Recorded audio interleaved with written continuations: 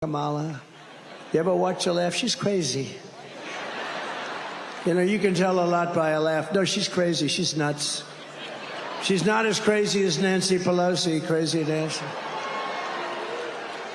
Did you see Nancy Pelosi is selling out Biden now? Did you see? She turned on him like a dog. Well, I don't know if he should continue. All of a sudden, where did that come from? She was 100%. All of a sudden, she's not sure. Not sure means he's gone. But no, she's crazy as a bedbug. She's a crazy person. You know, he's right. After years of pretending like Joe Biden was fit for office, at the drop of a dime, just like that, they turn on Joe Biden like a ravenous pack of dogs that are foaming out the mouth with rabies, out for blood. And boy, oh boy, were they out for blood, and boy, oh boy, did they get it. Because you know this was not Joe Biden's decision. Joe Biden didn't wake up this morning and decide to no longer run for president. Behind the scenes, they forced him out. And right out here in the open, for the past few weeks or ever since the election, they have been showing their true colors. They've been showing how disloyal they truly are and how quickly they will turn on each other. They will turn on their own because they always eat their own. But whatever happened to loyalty? Loyalty is a quality that I used to respect, a quality that you used to be able to find in people. Loyalty used to mean a lot. Now it means nothing. People don't respect loyalty. People don't even care about loyalty anymore.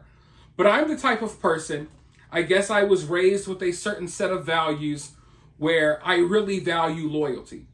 I'm the type of person where even if I notice you being disloyal to my enemy when you were supposed to be loyal to them, I will take note of that. I will spot that, and I will no longer trust you. You know what I mean?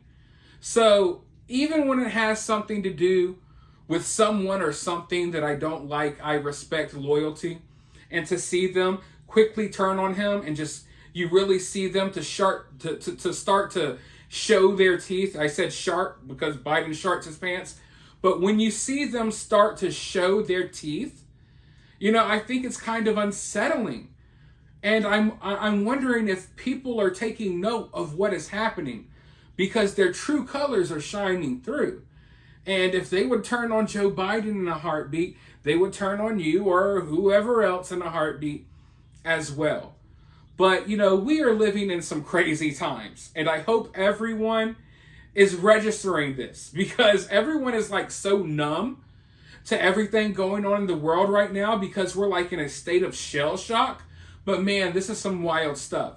So as of right now, and things may change, probably will change, who knows, it looks like it's going to be Kamala Harris versus Donald Trump.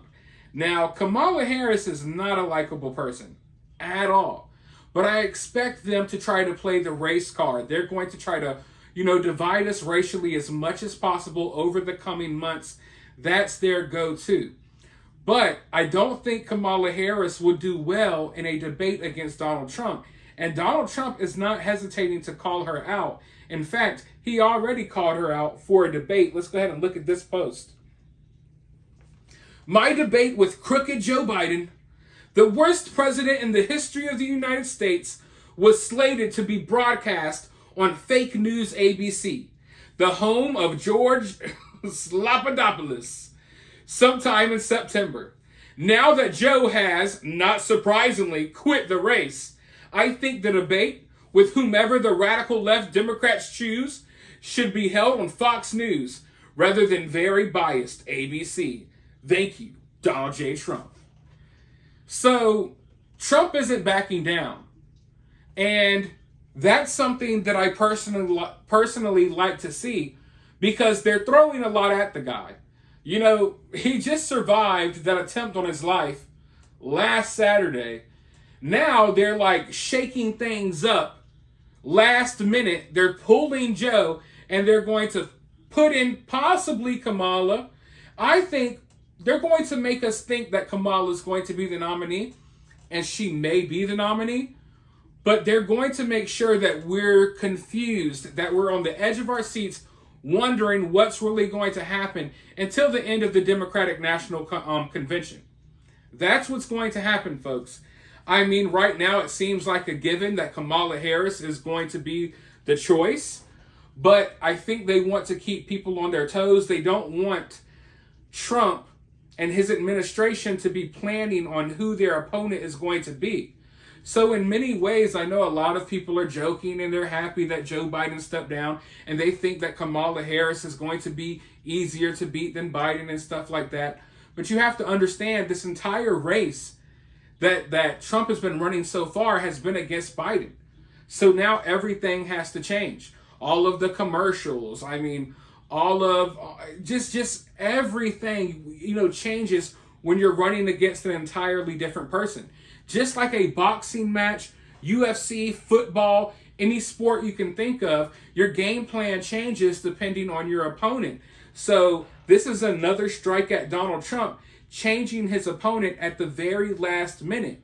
And they're trying to, knock him off balance. But Donald Trump isn't having it. He's like, yeah, come on, whoever you got, I'm ready for the debate. We just want it on this channel. But he also said this over on Truth Social. Does anybody really believe that Crooked Joe had the beer bug? No. He wanted to get out ever since June 27th, the night of the debate, where he was completely obliterated. That was the big moment in Joe Biden's demise. That was the point in time when Joe was revealed for what he is, an incompetent man who should have never been president. Joe Biden is not fit to serve. He is destroying our country. Yeah, I don't believe the beer bug nonsense either.